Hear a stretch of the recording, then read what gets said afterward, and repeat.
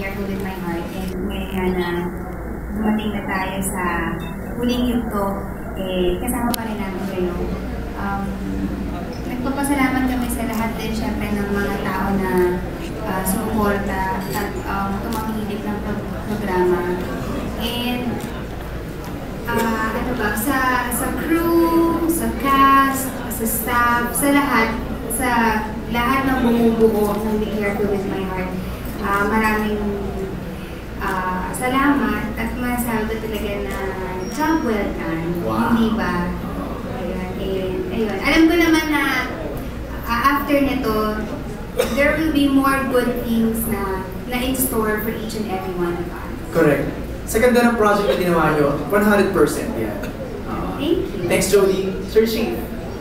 Yes. Of course, gusto namin magpasalamat sa lahat na sumusuporta na sa amin since day one and until now. Let's not look at this as a sad thing. Yes. Dapat positive pa rin tayo that there will be more good things to come. And the next few episodes will be more inspiring, more lovable, more entertaining to everyone. And of course, gusto namin magpasalamat nga sa lahat, sa management, sa staff, sa crew, sa lahat ng katrabaho namin dito, sa lahat ng artists. We'd like to thank the management for giving us the chance to be part of this most wonderful show.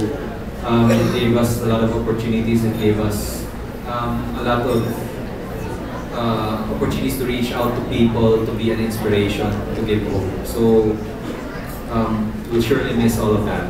So thank you very much. Thank you. Palakpakan po natin ang cast ng Be Careful With My Heart. Thank you very much. Before we proceed with the interviews ng ating mga TV crews, isang family photo muna with our photographers para buong cast. Ayan, group photo tayo. Para organize na natin sa mga photographers. O yung mga bagets sa unahan.